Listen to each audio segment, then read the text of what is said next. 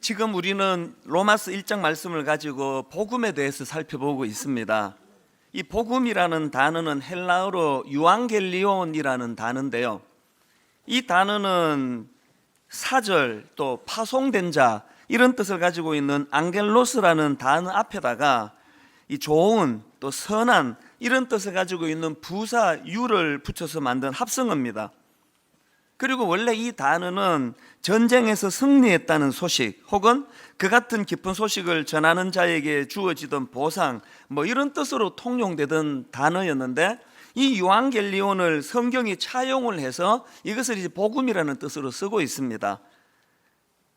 하나님께서 인간을 구원하시기 위해 예수 그리스도를 통해 주신 기쁨의 소식 혹은 복된 소식, 이렇게 유앙겔리온을 우리가 차용해서 복음이라는 뜻으로 사용하기 때문에 영어 성경에 보면은 이 복음을 굿뉴스 이렇게 번역하는 것을 볼 수가 있습니다.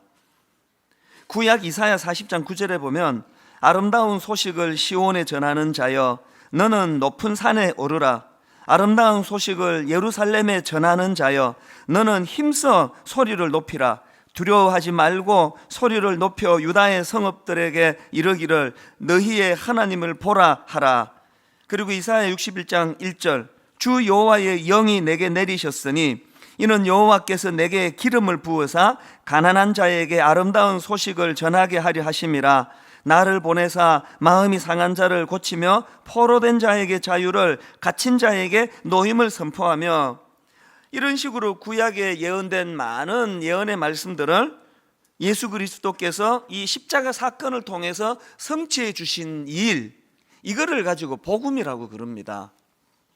그렇기 때문에 누가 여러분에게 교회에서 복음 그러는데 그 복음이 도대체 뭡니까?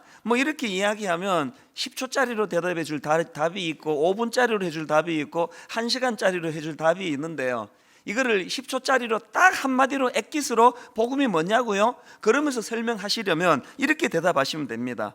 복음이란 하나님에게서 시작되었고 예수 그리스도에 의해 완성된 구원의 기쁜 소식입니다. 이렇게 대답하시면 됩니다. 여기에 한마디를 더 덧붙이자면 복음이란 하나님에게서 시작되었고 예수 그리스도에 의해 완성된 구원의 기쁜 소식인데, 이 사실을 깨달아 알도록 도우시는 분이 성령님이십니다. 그러면 아주 잘된 정답입니다. 근데 여기서 여러분, 우리가 이 복음과 관련해서 절대로 잊어서는 한 가지가 뭐냐 하면은, 이 복음이라는 것은 처음부터 끝까지 하나님께서 주도하시는 사건이라는 겁니다. 영국의 존 스토트 목사님이 쓴 책 중에서 나는 왜 그리스도인이 되었나, 이런 제목의 책에 보면은 이 부분을 참 잘 정리하고 있습니다. 자, 이렇게 정의하는데 들어보십시오. 우리가 만약 그리스도인이라면 그것은 우리가 그리스도를 믿기로 결단했기 때문이 아니라 그리스도가 우리를 사랑하기로 결심했기 때문입니다. 저는 이 말씀이 너무 와닿습니다. 다시 한번 들어보십시오. 우리가 만약 그리스도인이라면 그것은 우리가 그리스도를 믿기로 결단했기 때문이 아니라 그리스도가 우리를 사랑하기로 결심했기 때문입니다. 이 구원의 문제, 복음의 문제에서 이 하나님의 주도성을 이것만큼 잘 설명한 설명이 또 있을까 하는 생각입니다. 제가 지난주에 구원의 3시제를 칭의, 성화, 영화 이렇게 설명할 수 있다고 말씀을 드렸는데요, 여러분 여기서 오해하시면 안 되는 게, 칭의는 하나님께서 무조건적으로 우리에게 주시는 선물이고, 성화는 내가 열심히 땀 흘려서 이루어가는 것이라서 이 칭의와 성화가 조화를 이루어서 완전한 영화를 이룬다, 이거는 아주 잘못된 생각입니다. 큰일 날 생각이에요. 그렇지 않습니다. 이 칭의, 성화, 영화는 이건 다 한 개념이에요. 제 몸이 하나듯이 이 칭의, 성화, 영화는 분리할 수 없습니다. 다만 이거를 이 복잡한 현대를 살아가시는 우리 현대인들이 이해하기 쉽도록 이거를 잘 분류해서 설명하는 것에 불과합니다. 제가 지난주에 말씀드렸던 칭의, 성화, 영화라는 이 개념 속에 꼭 머리에 담고 기억해야 되는 것은 이 모든 과정에 하나님이 주도하시는, 하나님의 주도하심이 개입되어 있다는 거예요. 제가 지난주에 이 물컵을 가지고 그 성화에 대해서 설명을 드리지 않았습니까? 혹시 여러분이 그랬나? 이런 분이 계시다면 사랑합니다. 그런 분이 계셔서 제가 오늘 여기 있는 거 아니겠습니까? 그 성화에 대해서 잘 설명해 놓은 책을 제가 소개할 수 있는데요, J.C. 라일이라는 분이 쓴 거룩이라는 책에 보면은 바로 이 칭의와 성화에 대해서 설명을 참 잘했는데요, 그 책에 보면 이 칭의와 성화의 공통점과 또 칭의와 성화의 차이점에 대해서 잘 설명을 하는데, 자, 한번 들어보십시오. 자, 먼저 차이입니다. 칭의에 있어서 우리의 행위는 전혀 의미가 없으며 그리스도에 대한 단순한 믿음만 필요하다. 그러나 성화에서는 우리의 행위가 대단히 중요하며 하나님께서는 우리에게 싸우고 깨어 기도하며 애쓰고 수고하며 노력하라고 명하셨다. 이렇게 칭의와 성화를 이제 그 차이점을 설명하고는요, 그 다음에 공통점을 한번 들어보세요. 그러나 둘 다 근본적으로 하나님의 값 없이 주시는 은혜에서 비롯된다. 신자들이 의롭다함을 얻거나 성화되는 것은 그것은 다 하나님의 은혜 때문이다. 이런 공통점이 있다는 거예요. 팀 체스트라는 분이 쓴 나도 변화할 수 있다, 이런 제목의 책에 보면 바로 이 J.C. 라일의 설명을 조금 더 구체적으로 설명하는 대목이 나오는데, 자, 보안해서 한번 들어보시기 바랍니다. 나는 을에 성화의 과정이 바위를 언덕으로 올리는 일과 흡사하다고 생각한다. 고되고 더디고 집중하지 않으면 다시 밑으로 굴러 떨어질 수도 있고, 하지만 성화는 실제로는 돌을 언덕 아래로 굴리는 일과 더 비슷하다. 왜냐하면 변화는 하나님이 하시는 일이고 하나님은 항상 성공을 거두시기 때문이다. 문제는 잘 내려가는 바위를 내가 자꾸 위로 올린다는 것이다. 그 순간 나는 이렇게 말하고 있는 셈이다. 아직도 나를 변화시키지 마세요. 죄가 아직 더 좋으니까요. 이 성화의 어떤 부분을 이야기하는 겁니까? 여러분, 성화라는 것은요, 내가 몸부림쳐서 바위를 아래에서 위로 올리는 행위가 아니라는 거예요. 성화라는 것은 위에서 바위를 아래로 굴리는 행위래요. 인간적으로 보면은 내가 바위를 굴렸어요. 그러나 거기에 하나님이 만드신 중력이 있고 거기에 보이지 않는 하나님의 일하심으로 말미암아 내가 성화를 구현해 나가려고 바위를 위에서 아래로 굴리는 그 과정 속에 하나님이 사실은 개입하고 계시는 것처럼 성화도 마찬가지라는 거예요. 내가 하나님 주신 이 칭이 아닌데 의롭다고 인정해 주시는 그 은혜에 감사해서 감격해서 하나님 주님의 인격을 닮아가는 것으로 보답해 드리려는 이 애씀이 있으면 하나님은 거기에 힘을 덧입혀 주신다는 겁니다. 그렇기 때문에 우리가 절대로 잊어서는 안 되는 것은 이 구원의 문제, 이 복음의 문제는 처음부터 끝까지 이 하나님의 주도하심, 이 사실을 아예 머리에 각인을 시키셔야 됩니다. 오늘 본문 로마서 1장 17절 말씀도 바로 이런 맥락으로 살펴보셔야 되는데요, 이 참 중요한 구절이니까 우리 한 목소리로 같이 한번 읽어보시면 좋겠습니다. 로마서 1장 17절 같이 읽습니다. 복음에는 하나님의 의가 나타나서 믿음으로 믿음에 이르게 하나니 기록된 바 오직 의인은 믿음으로 말미암아 살리라 한과 같으니라. 여러분, 이 17절 말씀은요, 로마서 말씀 전체를 축약해서 한 구절로 만들어 놓은 엑기스라고 그렇게 이야기합니다. 그리고 이 로마서 17절 이 말씀, 루터 같은 경우 바로 이 17절 말씀 때문에 그 인생이 변화가 됐고, 루터가 바로 이 말씀을 깨달아 가지고 종교 개혁을 단행했기 때문에 그 혜택을 오늘 우리 모두가 다 누리고 있다, 이렇게 말씀드릴 수 있는 구절이에요. 그래서 이제 이 말씀을 잘 살펴보는 것이 중요한데요, 그런데 이 17절을 보면은 여기에 중요한 두 가지 포인트가 있습니다. 하나는 뭐냐? 복음에는 하나님의 의가 나타나서, 이게 무슨 뜻이냐는 거예요. 그 다음에 두 번째로 중요한 포인트는 믿음으로 믿음에 이르게 하나니. 왜 하나님은 이걸 요구하시냐는 거예요.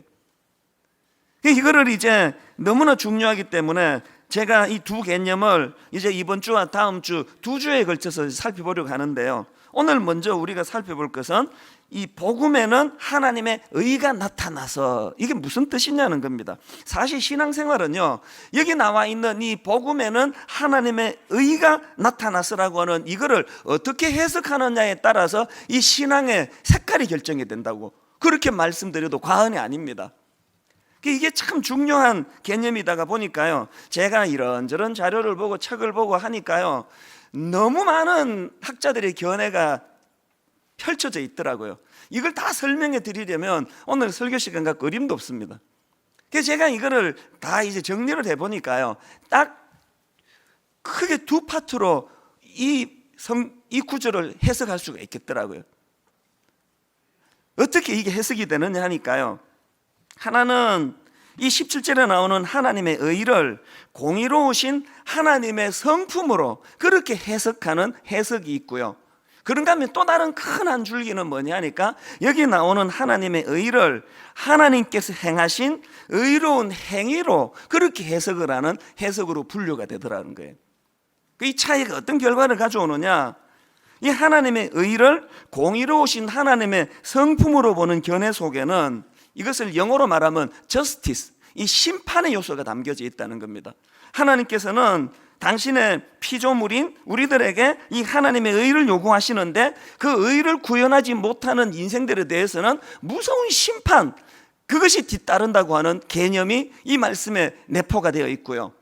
그런가 하면은 하나님의 의를 하나님께서 행하신 의로운 행위로 해석하는 여기에는 무슨 말씀이 내포되어 있는가 하니까, 하나님께서는 우리 자력으로는 하나님이 요구하시는 의를 절대로 구현해낼 수 없다는 걸 아시기 때문에 하나님이 무슨 행위를 하셨습니까? 예수 그리스도를 보내주셨다는 거예요. 그래서 하나님이 주시는 대안 예수 그리스도를 믿음으로 우리가 수용하고 받아들이면 예수 그리스도의 의로 말미암아 우리가 하나님의 의에 이룰 수 있다는 이 하나님의 대안이 여기서 말하는 하나님의 의가 나타났다는 뜻이다. 이렇게 두 갈래로 해석이 되더라는 것입니다. 자, 그렇다면 여러분, 자, 이 두 갈래 중에 여기 나오는 하나님의 의를 하나님의 공의로 생각하는, 그래서 영어로 justice, 하나님이 우리에게 요구하시는 이 공의를 이루지 못하면 하나님의 심판을 받게 된다는 쪽으로 흐르는 사람들에게 나타나는 특징이 뭘까요? 그 구원을 이루어내기 위하여 몸부림을 치는 거예요. 고행을 하는 거예요. 중세가 바로 여기에 해당됐습니다. 어떻게 해서든지 간에 하나님으로부터 심판받지 않기 위하여 이 자력 구원, 몸부림을 쳐서 구원에 다다르려고 노력하고 애쓰는, 이게 중세의 모습이에요. 불행한 건요, 아직도 너무나 많은 크리스찬들이 이런 신앙생활을 하고 있는 거예요. 그래서 어떻게 해서든 내가 하나님 잘 믿어보겠다고 발버둥 쳐야지만, 그래야지만 심판을 면할 수 있다, 이런 생각을 갖고 있는 사람의 특징이 뭔지 아시죠? 루터가 이 말씀을 제대로 깨닫기 전에 있었던 삶의 특징이 그거예요. 날마다 두려운 거예요. 날마다 불안한 거예요. 왜? 여러분, 우리 인간은 하나님의 의를 우리 자력의 노력으로 이룰 수 없습니다. 우리에게 그 능력이 없습니다. 그러니까 고행을 행하면 행할수록 절망밖에 없는 거예요. 많은 성도들이 지금 이런 신앙생활을 하다가 보니까요, 애가 가다가 이렇게 자빠져가지고 무릎에 피만 고여도 본능적으로 드는 생각이, 지난달 11조를 빼먹었더니 바로 치시는 거 아닌가? 이런 두려움으로 신앙생활을 하는 거예요. 어떨 때는 또 이걸 부추기는 교회가 있어요. 제가 바로 이 지역이에요. 그 분당 지역의 어떤 교회 이야기를 듣고 너무너무 마음이 아팠던 적이 있습니다. 그 교회 성도님이 그 교회의 상처를 많이 받은 거예요. 그래서 더 이상 그 교회에 있을 수가 없는 그런 아픈 상처를 경험해가지고 이제 가족이 의논해서 교회를 옮기기로 한 거예요. 그 교회에서 마지막으로 신방 와서 들려준 메시지가 뭔지 아십니까? 저주를 받을지어다. 이런 메시지를 받고 나면은요, 자기 생활에 모든 게 다 걸려요. 아침에 회사 출근하는데 지하철이 방금 지나가서 지하철을 놓치면 이게 저주의 시작인가? 이게 항상 마음속에 공포를 가지고 살아요. 루트가 그랬다니까요. 어떻게 해서든 자력으로 구원을 이루어 보려고 아무리 애를 써도 그 무서운 하나님은 절대로 당신이 요구하시는 하나님의 의를 우리 인간이 이룰 수 없다는 걸 아시기 때문에 벌 줄 준비만 하고 계시는 하나님. 그런데 여러분, 루트가 깨달은 게 뭡니까? 오늘 제가 믿고 받아들이는 복음은 뭡니까? 복음은 그런 식으로 우리 인간이 애써 노력해서 얻는 게 아니라는 거예요. 이미 범죄함으로 우리는 하나님의 형상을 잃어버렸어요.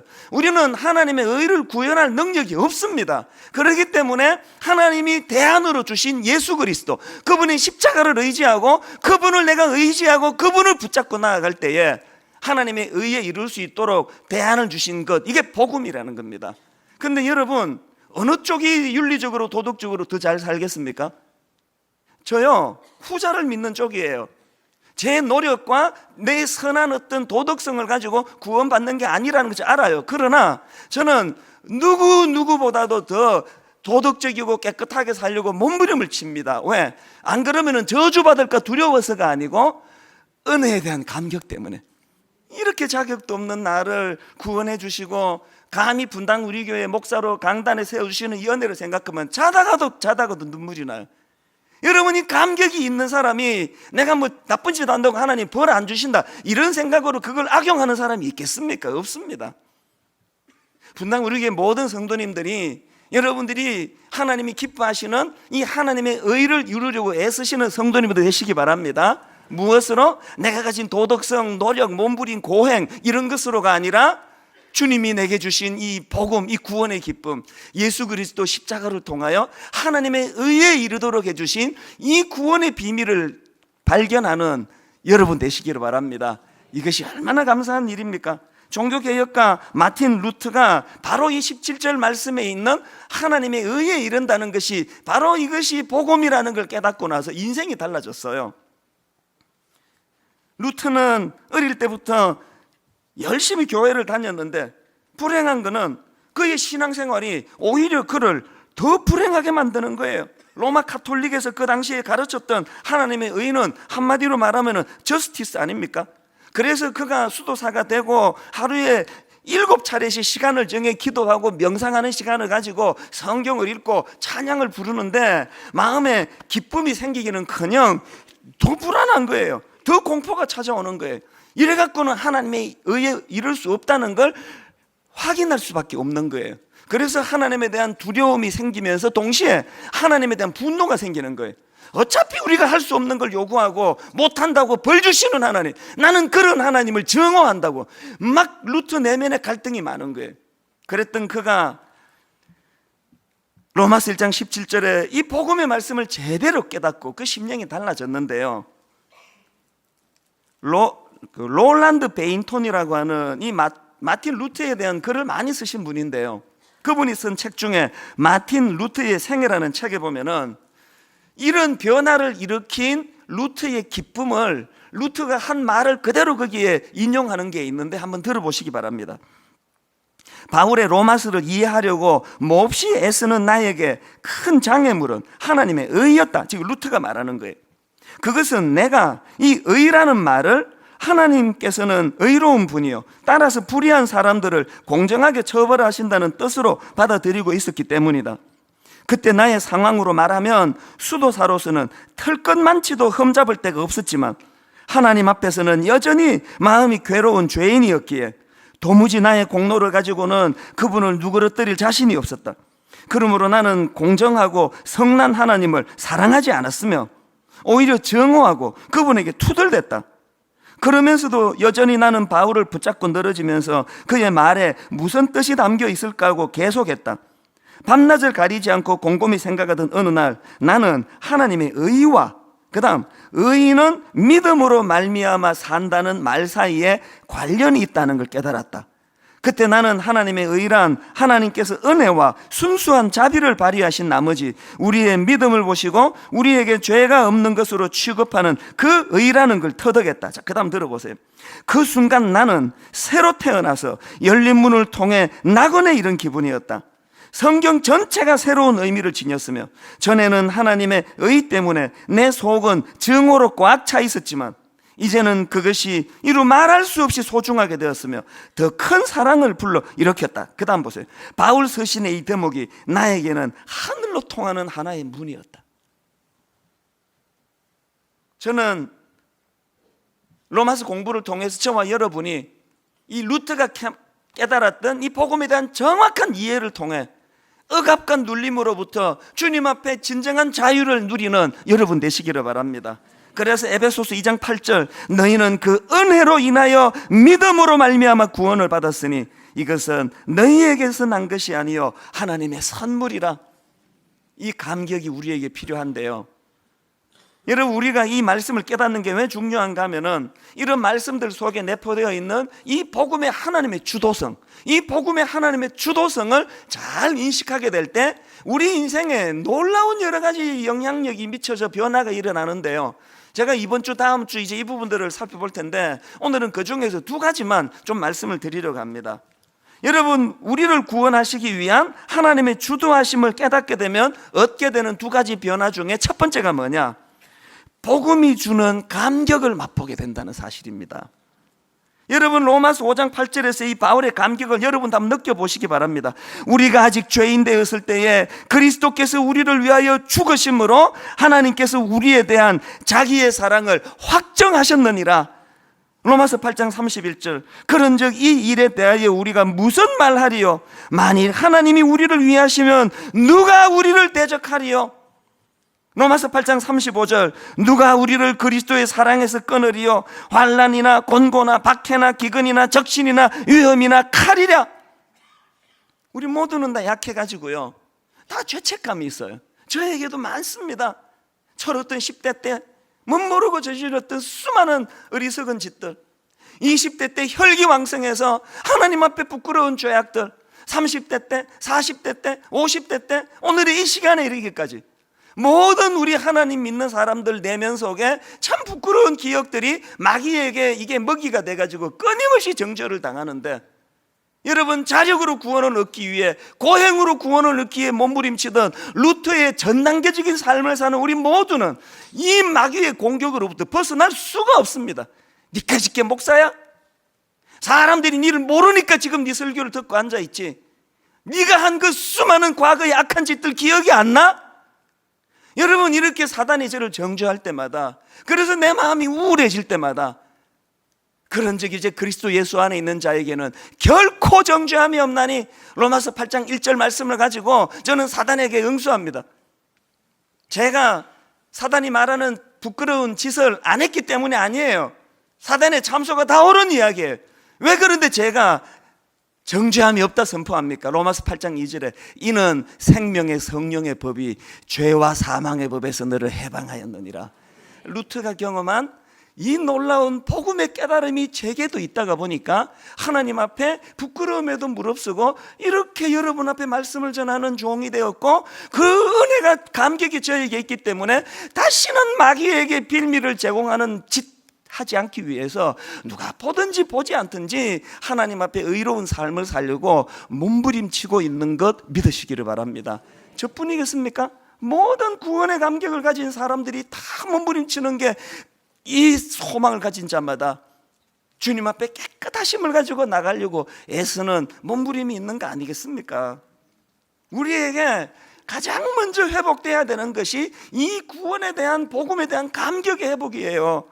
오늘 글에 보니까요, 유명한 수학자라고 하는데요, 아르키메데스라는 분이 공중 목욕탕에서 우연히 유체역학의 원리라는 것을 발견했대요. 그분에게서 이 발견이 얼마나 감격스러웠던 건지 이분이요, 지금 공중 목욕탕에서 뻘거벗고 목욕하고 있는 걸 잊어버렸어요. 그래가지고 그 진리를 깨닫고 너무 기뻐가지고 목욕탕을 뛰쳐나가가지고 뻘거벗은 채로 유레카 유레카, 우리말로 하면 난 이제 알았다, 난 이제 알았다, 덩신덩신 춤을 췄다는 그런 유래가 있습니다. 오늘 우리가 늘 초라한 나 자신, 그리고 나를 억압하는 악한 사단의 세력, 정죄당하고 열등감에 빠지고 초라하기 짝이 없는 내 삶 속에 복음의 빛이 비춰질 때 우리에게도 이런 소리쳐 감격하는 기쁨이 있어야 되는 거 아닙니까? 루터가 1545년 라틴어로 출간한 루터 전집 1권 서문에 보면 이런 내용이 나옵니다.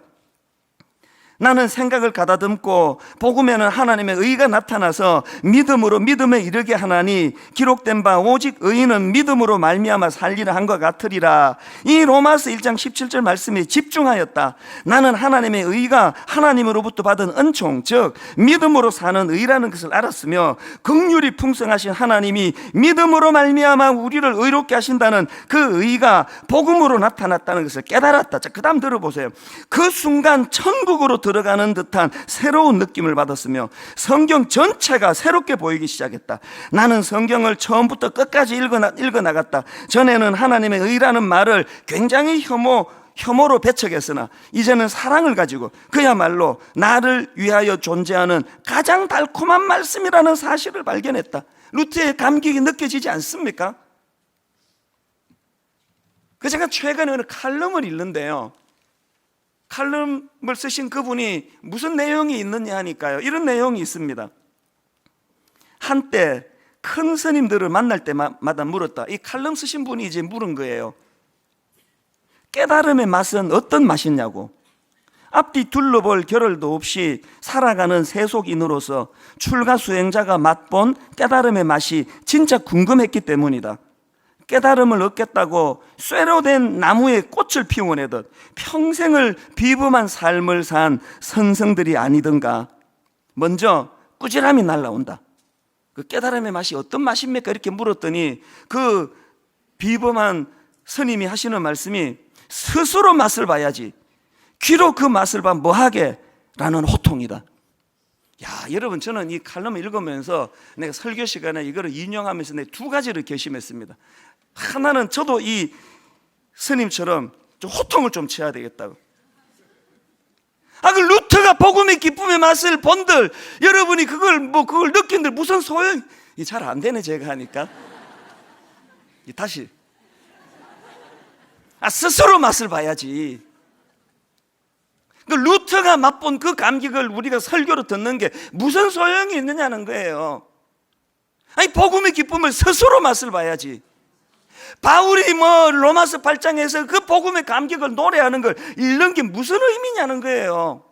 그리고 또 하나, 여러분 지금 여기 스님들은요, 자기 스스로 돌을 닦으며 묵상하는데도 세상에 여기 쇠로든 나무에 꽃을 피워내듯 다른 사람들이 알지 못하는 그 깊은 맛을 느끼고 이렇게 살아간다고 하면 우리가 지금 우리를 의지해 사는 묵상이 아니지 않습니까? 우주의 주인 되시는 그 하나님, 예수 그리스도를 내 인생의 주인으로 삼고 그분을 묵상하고 살아가는 우리가 어떻게 그렇게 얕은 그런 가벼운 삶을 살 수가 있겠냐고요. 하나님께 회개하고 반성해야 되는 게 내가 지난주에 무슨 거짓말하고 죄 짓고 누구 그냥 속여 먹은 것 때문에가 아니에요. 왜 그 기쁘신 하나님을 내 마음에 모시고 사는 저는 이렇게 얕은 인생이 될 수밖에 없는가? 이게 가장 큰 회개거리 아닙니까? 저는 여러분 내면 안에 참으로 구원이 주시는 이 감격이 회복되는 새로운 은혜를 누리는 여러분 되시기를 바랍니다. 자, 그런가 하면 두 번째로 우리를 구원하시기 위한 하나님의 주도하심을 깨달으면 얻는 두 번째 변화가 뭐냐? 그 감격을 전하고자 하는 열망이 회복된다는 것입니다. 제가 언젠가 설교 시간에 말씀드린 기억이 나는데요. 자, 로마서 1장 15절을 한번 보십시오. 그러므로 나는 할 수 있는 대로 로마에 있는 너희에게도 복음 전하기를 원하노라. 지금 누군지는 모르겠지만 바울은 이 너희라고 하는 이 사람들에게 복음 전하기를 원하는데요, 이게 기회 되면 전하고 아니면 말고가 아니에요. 13절을 한번 보세요. 형제들아, 내가 여러 번 너희에게 가고자 한 것을 너희가 모르기를 원하지 아니하노니. 여기 보니까 지금 로마에 있는 너희라고 불리우는 이 사람들에게 바울은 지금 가서 말씀 전하기를 원하는, 복음 전하기를 원하는 거예요. 그런데 이 너희가 누구냐가 8절에 나오는데 깜짝 놀랄 너희예요. 8절을 한번 보세요. 먼저 내가 예수 그리스도로 말미암아 너희 모든 사람에 관하여 내 하나님께 감사함은, 그 다음 보세요. 너희 믿음이 온 세상에 전파되면, 이게 어떻게 된 일이에요? 우리는 지금 부산에 사는 예수 안 믿는 우리 큰언니한테 가서 복음을 전해야 된다, 이런 생각을 하는데, 우리는 지금 새생명 축제 가을에 하는 여기에 안 믿는 사람을 전도하려고 복음 전해야 된다, 이런 생각을 하는데, 바울은 지금 예수 잘 믿는 사람, 잘 믿는 정도가 아니고 믿음의 소문이 원근각주로 퍼져나가는 그 사람들에게 복음 전하기를 갈망한다는 거예요. 이게 어떻게 된 일입니까? 지금 서울의 어느 교회가 막 믿음 좋다는 소문이 막 계속 번져나가는데, 바울이 내가 너희들이 가서 복음 전하기를 원한다. 제가 생각해 보니까요, 두 가지 이유가 있어요. 하나는 뭐냐, 그렇게 믿음 좋은 소문이 난 그 교회 안에 여전히 복음이 뭔지 모르는 사람이 섞여 앉아 있다는 거예요. 그래서 맨날 자적구원, 뭐 고행 이런 거나 생각하고 맨날 죄책감에 빠지고, 이런 분들에 대하여 바울이 가서 복음 전하기를 원하는다는 게. 그리고 또 한 부류는 누구예요? 오늘 여기에 여러분 본당에 와서 예배 드리려고 막 40분 전부터 와서 대기하고 이런 분들에게 해당되는 게 두 번째예요. 그렇게 믿음에 열심히 뜨겁고 그렇게 하나님을 사랑하는데, 이게 어떻게 된 일인지 복음의 감격을 다 잃어버린 거예요. 기계적으로 앉아 있는 거예요. 그때 신혼 때 지하 단칸방에서 부부가 울먹울며 손을 맞잡고, 여보 우리 단칸방 생활이 불편하지만 주님만 계시다면 우리는 괜찮지 않느냐, 그 기쁨의 노래를 부르던 그 감격이 다 없어져 버리고 기계적으로 그저 종교적인 신앙생활을 하고 있는 그 사람들에게 바울이 복음 전하기를 원한다는 거예요. 주일날 지각하지 않고 교회 나오는 것이 너무너무 중요하고, 주중에 성경 읽는 거 큐티하는 게 너무 중요하지만, 그 모든 행위 이전에 날 구원해 주신, 그래서 십자가 지신 주님에 대한 구원의 감격, 이 감격이 회복되기를 원한다는 거예요. 이 감격이 회복이 될 때 바울처럼 이거를 누군가에게 전하지 않고는 견딜 수 없는 마음이 생기는 거예요. 루터가 종교개혁을 왜 했습니까? 왜 목숨 걸고 그런 일을 했느냐고요. 자기가 이 1장 17절의 비밀을 발견하고 나니까 너무너무 주변 사람들이 불쌍한 거예요. 이게 아닌데, 진리는 이게 아닌데, 그 암흑 시대를 살아가는 인생들이 너무 불쌍하니까 종교 개혁을 단행한 거 아닙니까? 오늘 여러분, 전도라는 것은요, 막 그냥 쥐어짜가지고 되는 게 아니에요. 내 안에 감격이 흘러, 내 안에 향기가 흘러, 이것이 전해지는 게 전도예요. 제가 여러분 지난 주일날 그 에듀 투게더 말씀드렸잖아요. 그 어려운 집 아이들을 데리고 세상에 6년 7년 실험을 해가지고 6명이 시험, 이번에 대학 시험 봤는데 5명이 합격하는 놀라운 쾌거를 이루었다고 말씀드렸는데요. 지난주에 제가 그 과정에서 수고하시는 그 선생님들, 봉사자, 집사님들 얘기를 듣고 너무 마음이 뜨거워졌어요. 그 중에 한 집사님은 어떤 분이신가 하니까요, 이분은 2009년도부터 지금 그 일을 하고 계세요. 6년째 하세요. 어느 날 이제 설교를 듣는데, 그때 설교 주제가 하나님께서 우리에게 은혜를 주셨다면 우리만 좋으라고 주신 거 아니다. 뭐 맨날 설교가 뭐 그런 거 아닙니까? 유난히 그분이 그날 와닿았나 봐요. 그러면서 이제 이 한 메시지가 자꾸 귀에 쟁쟁해지는 거예요. 하나님의 말씀, 나가 놀아라, 나가 놀아라. 무슨 뜻인지 아시죠? 교회에서만 자꾸 그렇게 봉사한다, 이것도 중요하지만 세상을 섬겨야 된다, 나가 놀아라. 자기가 맨날 성가대밖에 안 했는데 계속 나가 놀아라, 나가 놀아라. 이게 무슨 뜻인가 고민을 하는데, 그 다음 주 주보에 딱 나온 게 에듀 투게더 봉사자 모집이었어요. 이분 생각에 이거구나, 나가 놀기로 결심한 거예요. 그래서 그때부터 아이들을 가르쳤는데요, 세상에 그 자기 아내 되시는 분이 간증성 글을 보고 마음이 뭉클했습니다. 자, 한번 들어보세요. 부인이 이렇게 글을 썼습니다. 처음에 시작할 때는 중등 학생을 맡아서인지 부담 없이 하는 것 같더라고요. 그런데 지금은 그 학생들이 고3이 돼서 수업 준비를 밤 늦게까지 몇 시간이고 해서 가요. 출장 갈 때는 고등 수학책을 한 보따리 가지고 가서 수업 준비를 하기도 하지요. 바쁘고 힘들 텐데 어디서 그런 열정이 나오는지, 이 말이 되는 이야기예요. 회사 일 때문에 바빠 죽겠는데 출장 가가지고 고3에 가르치려고, 그것도 그냥 월급이 나오는 것도 아니잖아요. 호텔에 들어가가지고 고등수학 가지고 지금 공부하고 있는 이 연세가 좀 있는 이 중년 신사분의 모습이 여러분 어떻게 받아들여지십니까? 이게 자기 아내가 봐도 이 구원의 이 열정이 바쁘고 힘들 텐데 어디서 이런 열정이 나오는지, 어디서 열정이 나온다고 전 알아요. 원래 복음의 속성이 그런 거예요. 내 안에 구원의 감격이 회복이 되면 그 구원이 흘러가게 돼 있는 거예요. 또 최근에요, 우리 교역자 한 분이 제게 신방하고 나서 이제 메일을 보내왔는데 그 메일을 보고 너무 슬프기도 하고 너무너무 감격이 되기도 해서 멍하니 한동안 그 메일을 보면서 제가 그렇게 망연자실한 적이 있습니다. 우리 성도님들 중에 무슨 가정에 무슨 일이 일어났느냐 하니까요, 부부가 같이 택배를 하시는 참 성실하신 분이 계세요. 그 와중에 교회 봉사도 열심히 하시고 이러는데요, 너무 슬픈 일이 일어났어요. 그렇게 두 분이서 열심히 택배를 위해서 일을 하시는데요, 그 수고하시는 그분들에게 다른 운송 차량이 덮쳐버린 거예요. 그래서 그 자리에서 아내가 목숨을 잃었습니다. 그런 이야기가 들려지면 억장이 무너져요, 억장이. 그런데 이제 그 교구 목사님이 그 소식을 듣고 위로해 드리느라고 갔다가 자기가 은혜 받고 와가지고 그거를 못 견뎌서 저한테 메일로 보낸 거예요. 자, 한번 들어보세요. 메일 내용이에요. 처음에는 이제 그 남자 성도님, 아내를 잃은 남자 성도님의 이야기입니다. 처음에는 분하고 원통한 마음에 보험회사 측에 가해자를 만나지 않게 해달라고 요청했는데 계속 마음속에 미움이 사라지고 용서해야 한다는 마음이 들어왔다는 것입니다.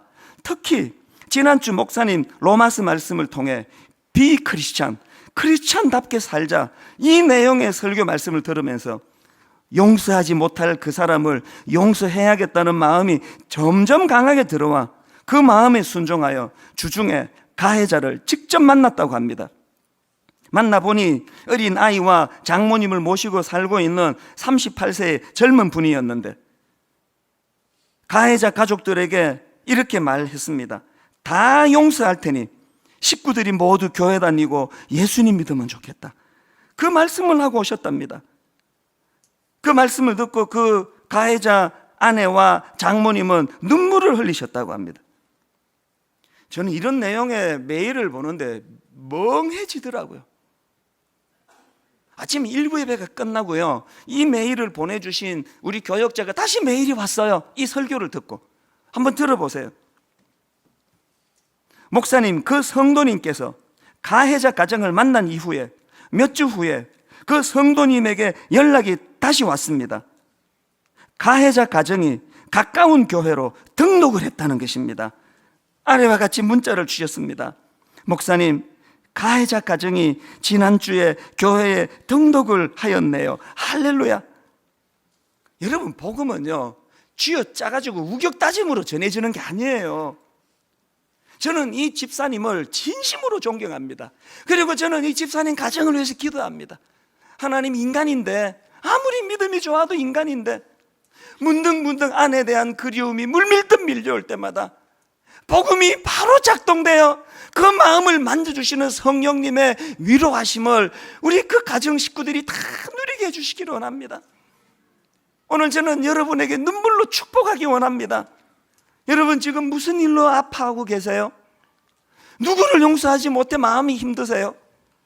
무슨 일로 루트가 복음을 제대로 깨닫기 이전에 그 눌림과 두려움과 공포와 하나님을 향한 울분과 분노, 이렇게 빠져 계세요? 여러분에게 복음의 능력이 나타나기를 원합니다. 그 스님이 말씀하시는 것처럼 그 남이 감격했다는 그거 들어서 무슨 소용이니 그게. 여러분이 은혜를 누리고 여러분이 감격하고 여러분이 삶 속에서 맛보는 이 복음의 능력이 너무 감격이 커서 그 가해자를 용서해야 되겠다는 마음을 끊임없이 주시는 하나님의 의, 인간에게서 나오는 것이 아니라 하나님의 선물인 줄로 믿습니다. 결론을 맺으면서 여러분, 예레미야 23장 29절입니다. 여호와의 말씀이니라 내 말이 불같지 아니하냐, 바위를 쳐서 부스러뜨리는 방망이 같지 아니하냐. 이 복음의 뜨거움을 아십니까? 이 복음의 바위를 쳐서 부스러뜨리는 능력을 아십니까? 예레미야 3장 23절, 작은 산들과 큰 산 위에서 떠드는 것은 참으로 헛된 일이라.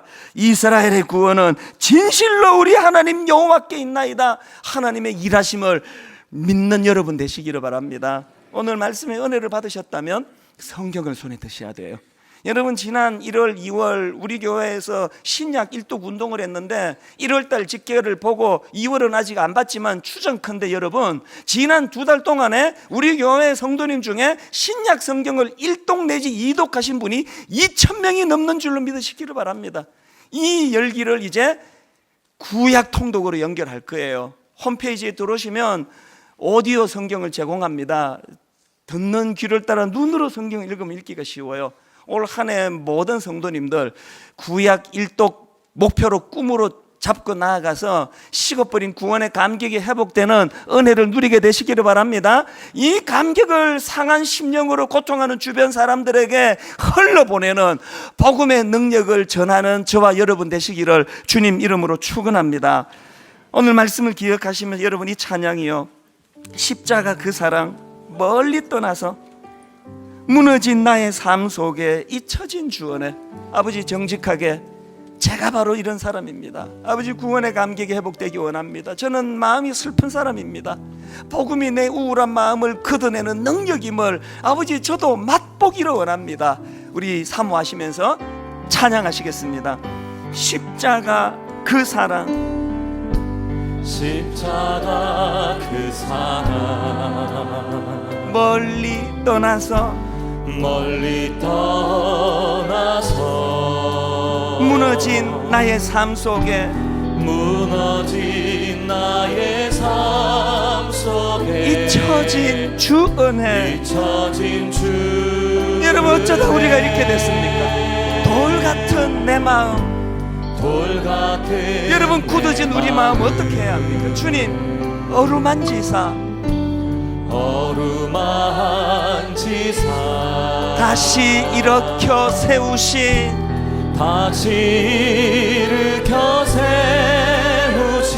주를 사랑합니다. 여러분, 누가 이 일을 하십니까? 주 나를 보호하시고 날 붙드시리. 나는 보배롭고 존귀한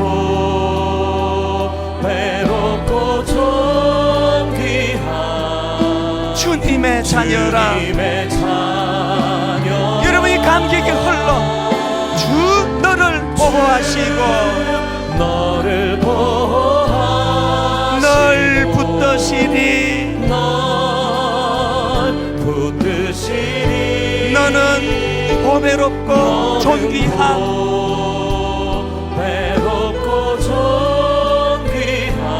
주님의 자녀라. 지나간 일들을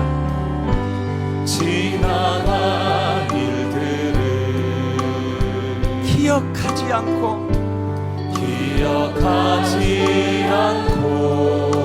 이전에 행한 모든 일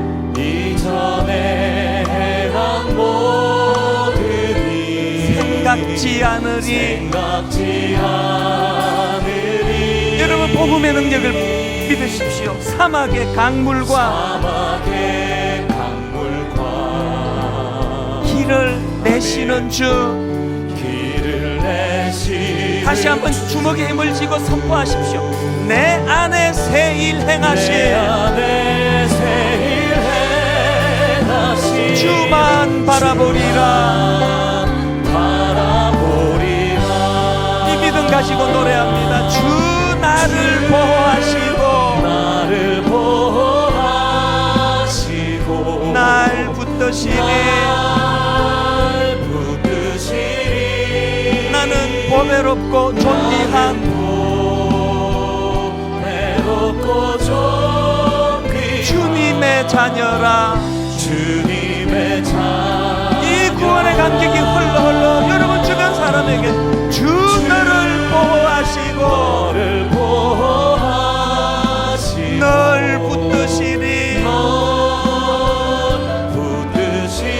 상황 속에서도 너는 보배롭고 존귀한 주의 자녀라. 우리 다 자리에서 일어나셔서 한 번 더 주 나를 보호하시고 날 붙드시리. 여러분이 믿음 있습니까? 나는 보배롭고 존귀한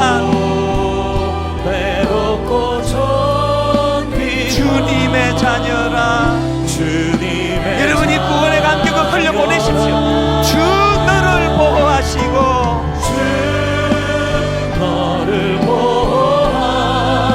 널 붙드시리. 너는 보배롭고 존귀한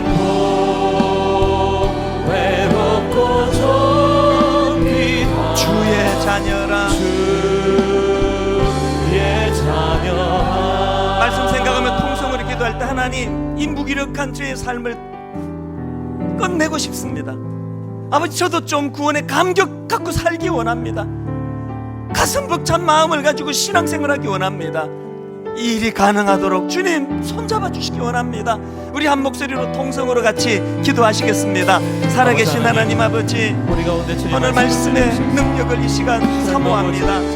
하나님, 하나님의 의의가 나타나서 하나님 아버지를 거룩히 하시는 이것을 자력으로 애쓰고 고행하고 수고하고 우리가 몸부림쳐서 얻는 그 무엇으로 이것을 잘 구현하지 못할 때 하나님의 심판이 있을 것으로, 그래서 무섭고 두려운 하나님으로 생각하며 살아가는 중세의 그 불쌍하고 불행한 성도들을 위하여 로마서 1장 17절 말씀 우리에게 주시고, 그 말씀을 가지고 진리가 너희를 자유케 하리라. 아버지, 진리로 자유케 하신 그 하나님을 이 시간 그 신실하신 하나님의 시간 붙잡습니다. 오늘 이 시대 여전히 중세를 살아가는 너무나 많은 신앙인들이 있습니다. 하나님 아버지, 한순간도 우리가 하나님의 은혜가 우리에게 스며들기를 원합니다. 하나님, 우리 가정을 기억하여 주시고 우리 자녀들을 기억하여 주시고, 내가 가진 그 무엇으로 이루어가는 하나님의 의가 아니라 하나님 아버지, 자격 없는 자에게 주시는 하나님에 대한 예수 그리스도의 십자가, 아버지, 그것을 내가 믿음으로 하나님의 의에 이를 수 있음을 확정하는 믿음을 하나님 주시옵소서. 내가 주의 자녀입니다. 존귀한 자들입니다. 하나님이 영향력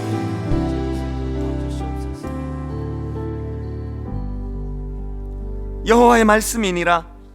내 말이 불 같지 아니하냐? 바위를 쳐서 부스러뜨리는 방망이 같지 아니하냐? 작은 산들과 큰 산 위에서 떠드는 것은 참으로 헛된 일이라. 이스라엘의 구원은 진실로 우리 하나님 여호와께 있나이다.